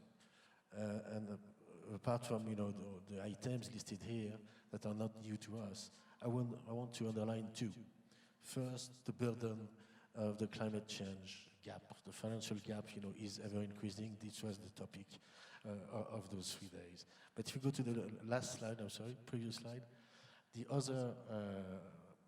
other item on the previous slide was, yes, the very large financial outflows. I think this year, outflows from emerging market, and specifically from Africa, and specifically from private investors, have been at the highest ever. All the inflows from last year have been cancelled in less than 6 months. So this is the reality, and this is part of the mission of the LSF that we are trying to address. If we go to the next slide, let's state clearly our objectives. There are twofold. First, it's to create a repo market to help lower the cost of borrowing for African sovereign when they access the Eurobond market. What we heard earlier from Moody's was very interesting, to know that 37% of the ratings in the emerging market done by Moody's are for Africa. It shows that market access for African borrowers and sovereign is a reality. Now the problem, of course, is the cost. Our assumptions over the next 5 years with the creation of the LSF is that the added liquidity to the market and the improved pricing over the next 5 years will benefit for the cost of debt servicing by up to 11 billion. So it will reduce the cost of debt servicing for African nations by up to 11 billion just by being able to support the repo market. We touch, of course, deeply on the other topic, which is how to have a sustainable financing of the recovery and sustainable financing of Africa. Today, you know, if we look at the SSG or sustainable bonds, basically, Africa is less than 1%. And we go back to that, how the LSF intends to help participate to correct this and improve the share of Africa in sustainable finance. If you go to the next slide. The LSF was supported, you know, vastly by African state and 26 nations officially, you know, supported the launch, but with the effort of time, I'll go directly to the next slide. And just remind one thing, we are part of the financial system, so we have to abide by the highest standards of governance. So we have been working throughout the year, you know, to establish the LSF from a legal framework, from a partnership framework. You know, I'm very pleased to have Citibank next to us, one of our long-standing partners. Bank of New York, Mellon is our custodian of choice, and many others. So we have been working on the governance. The governance is important also, thanks to our board, from Eileen Johnson, Her Excellency, to Professor Vera Songwe, Professor Benedict Obara, of course. It's to ensure our public good mission. The LSF is a public good entity. But the LSF is focusing on repo markets. Why? Everybody thinks they know repo market. Very few actually do. And the importance of repo market is, cannot be insisted upon enough. Don't take my word for it. And actually, I'm going to stand up because everyone is asleep. Don't take my word for it. First of all, if we look at the BIS, the Bank of Bank, in 2017, and one of their quotes, they say very clearly that the repo market helps allocate capital efficiently and reduce the cost of borrowing for governments and corporates. This is exactly what we are trying to do at the LSF, but for Africa. The ECB, in a report in 2018, states, you know, the size and the importance of the repo market for functioning global markets. At the time, the repo markets were at $12 trillion of outstanding. They are currently at $40 trillion. And, you know, I was cheeky enough to have a quote from the LSF itself, whereby basically our mission is to ensure that Africa has the same tools at its disposal to get, thanks to a deep and well-functioning repo market, lower borrowing costs. If we go to the next slide. So here, I think, just two messages. First, it's even the largest, the deepest, and the most liquid bond market in the world, which is the USD bond market, needs to have a repo facility. And this was evidenced last year when the Fed of New York announced the launch of two repo facilities, standing repo facility. And this, you know, makes that even in the deepest, most liquid market in the world, you need to have a facility in order to be competitive. This is exactly why we think that Africa had to have its own facility and in order to level the playing field. In terms of size, if you look at the size of repo market, in the US, roughly 28% of the outstanding debt, not taking into account the debt on the balance sheet of the Fed for the QE, is roughly, is traded on the repo market. So that's $4.5 trillion. If we make a parallel for African debt, currently Eurobonds in Africa stands at roughly 150 billion, 155 billion US dollar. So 20% of that would mean a repo market in terms of target at 30 billion US dollar. So those are the facts, and where does the LSF stand in? So it comes in basically very simply to help private investors on their day-to-day refinancing needs. So they come, they buy, of course, bonds, you know, from sovereigns in Africa, and whenever they need to access liquidity, they can come to the LSF, and exchange those bonds for cash. Obviously, the universe of bonds is African bonds only, sovereign bonds only, and the board is deciding, on a regular basis to update the list of eligible bonds. Today, I think we have 22 countries eligible for refinancing at the LSF.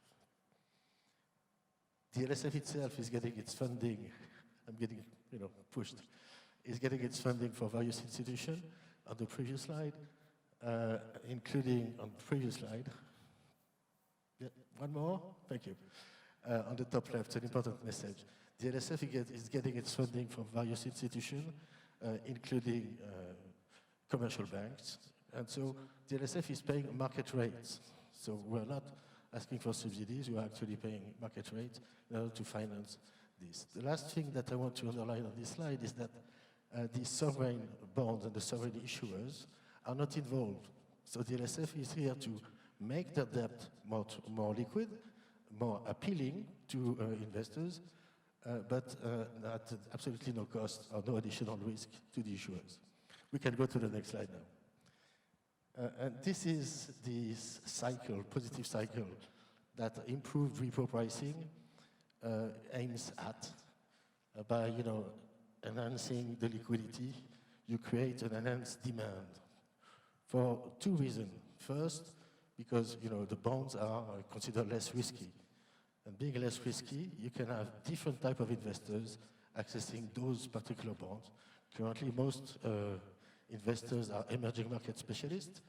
Going forward, and don't take my word from it, this comes from the CIO at PIMCO, Scott Matzer. Going forward, with enhanced liquidity, you can get other pockets, just tactical asset allocation, et cetera, et cetera. So more type of investors, more diversity, less volatility, lower yield. Lower yield means lower cost of issue for new issuances by governments, and in the end, what we're aiming for, enhanced debt sustainability. Our computations, they were very conservative. That was before the third wave of COVID, showed up to 11 billion of savings over the next 5 years. And if you go to the next slide, we're trying to understand, what is the link between all this and green finance? Well, the LSF, remember the second mission of the LSF is to promote green financing. And very simple market mechanism that the LSF is using is improving the pricing of repo for green bonds and sustainability-linked bonds. This is a specific view that the greenium should appear. Of course, there's a lot of talk about the greenium, and Joaquin, I'm sure that you will discuss it just after me. But I think it's important to try to focus on one indicator, and the greenium is one of those. If we go to the next slide. Now I suggest to dig a little bit deeper, but fast, into the green finance side of the LSF. Next slide, please. So I was talking about the greenium. On the left, you can see on average, those are sourced from the FT. On the left, you can see the greenium was actually quite large in developed markets, especially. Up to 10 basis points, that was an average. If you look at some issuers, it was up to 30 basis points, for some issuer, sovereign issuer. The issue in emerging markets, especially in Africa, was that greenium barely existed. It was, I think, mostly because of the being lost within the liquidity premium. But what we intend is really to try and focus on the greenium when it reappears, generally speaking, but also because ESG, as was mentioned before, is key for issuers. I was mentioning the fact that a massive amount of outflows have touched emerging market this year. Well, this is true apart from ESG-related issuances. And this is why, green finance, if only for this reason, must be a key objective of all countries, issuing countries. And this is why the LSF, for each new sovereign bonds with green or with SDG linkage, will accept them for repo on the day of issue.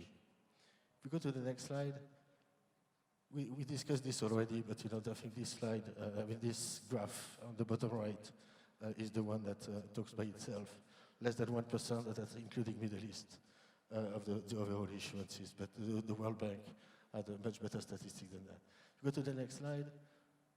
I just want to insist on the fact that the process that we engage at the LSF is really to try to benefit to both sides of the market. On one hand, the issuers, the African governments. If you can go back to the slide before. Thank you. It's by pushing the greenium and by providing, preferred repo pricing from the onset, it's to entice African governments to issue more. We understand, from Our Excellency, how difficult it is to issue, and we know that, so that's why we think that market incentive should be there too, and price, is an incentive in the end. For private investors, obviously, the enhanced liquidity is there to ensure that they prefer the green to the gray, that whenever there's a choice, the green will trade better than the gray, and this is our way at the LSF to try to help that. If you go to the next slide, what you can see is that we discuss a lot, of course, green bonds, because that's the obvious instruments for the LSF. But there are way more potential, and going forward, there's a lot of discussion, notably with the team at UNICA, but others, over how to adapt those mechanisms of funding and liquidity finding to new type of issuances, including, natural swaps and the like. I will finish there for the respect of time, and I hope, Sarah, that it was not too long.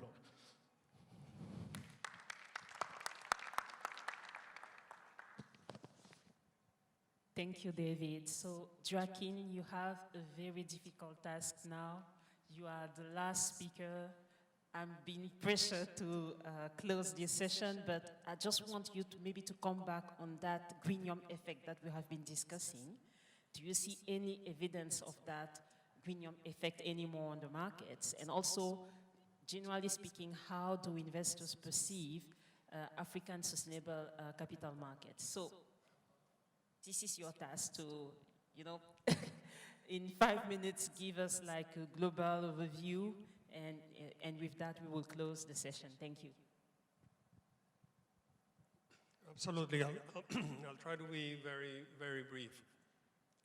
The greenium, as David was showing, has gone away for the most part. I think there is a COVID effect in that.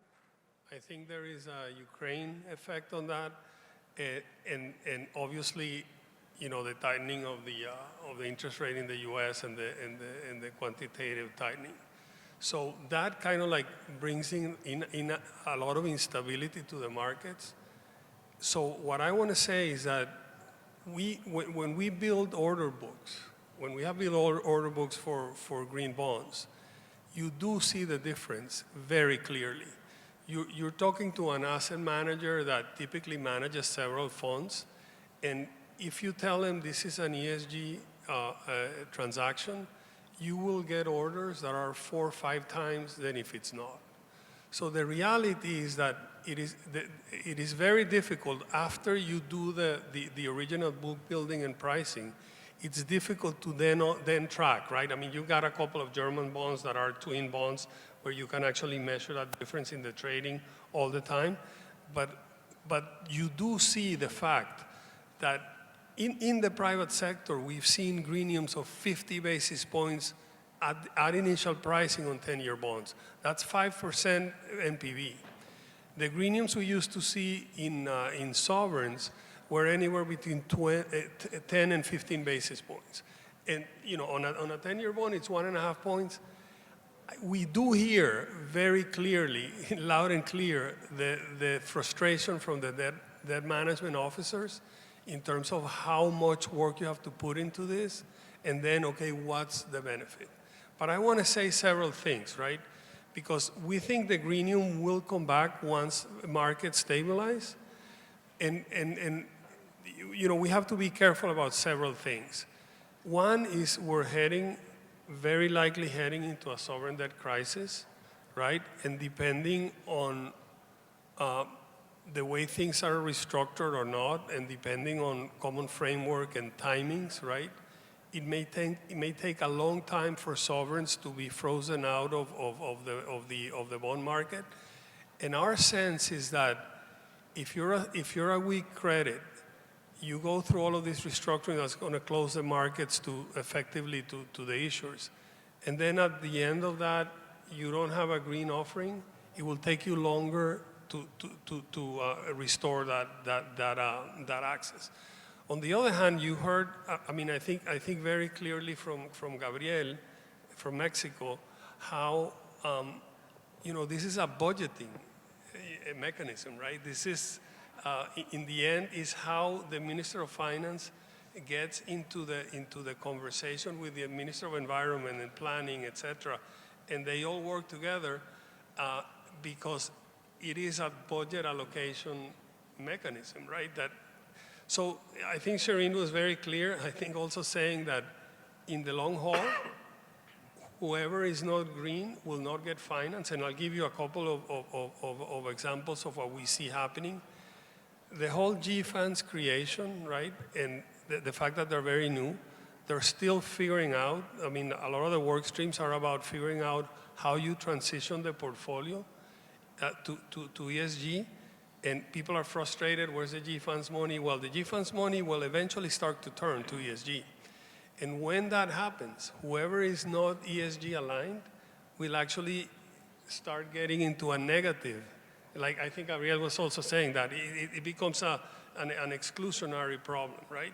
You don't see that now, but eventually as momentum gets created, you'll see that potentially happening. Is very dangerous. I mean, we wrote a piece at the bank in our global, we call it GPS, on stranded sovereigns, potentially sovereigns that may get stranded because you have scope 3, FDI investors, et cetera, that eventually will not invest and go to those countries.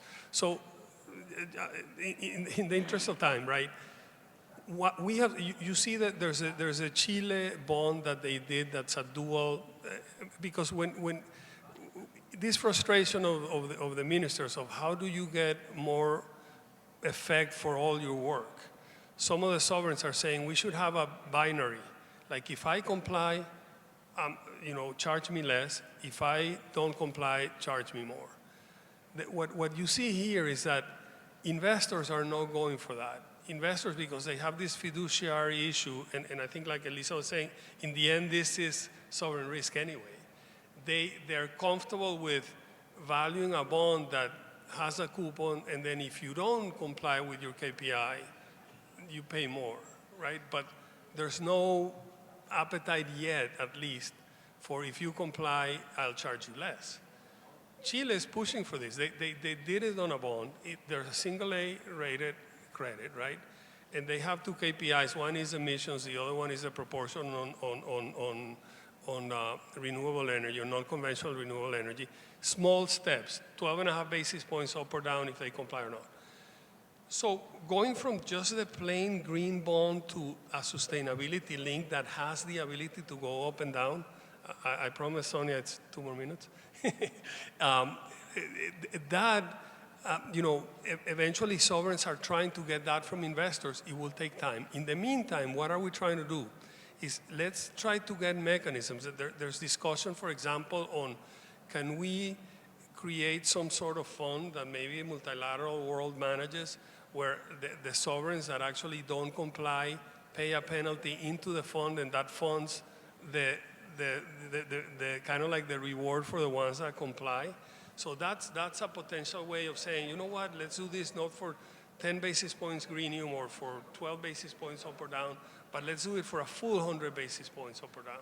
We are in discussions with a particular sovereign and a particular MDB about a donor country saying, you know what, let's go and do this 100 basis points up or down with grants, right? If the country complies, here's 100 basis points savings. If it doesn't, it pays a penalty. Again, a higher rated country. But the point is that no greenium is a problem. The greenium may come back.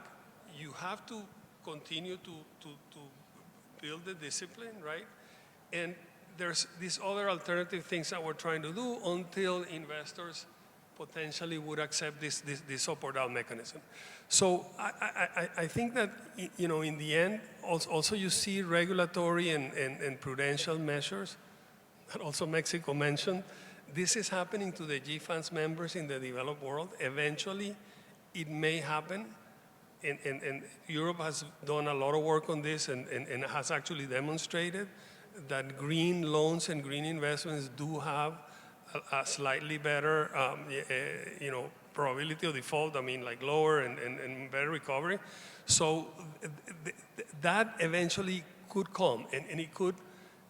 You can see that as a double-edged sword, right? It's an opportunity if you've done the ESG, but if you don't, eventually it's going to be more problematic. So I would say, you know, given all the caveats and all the problems, this is something we need to stick with.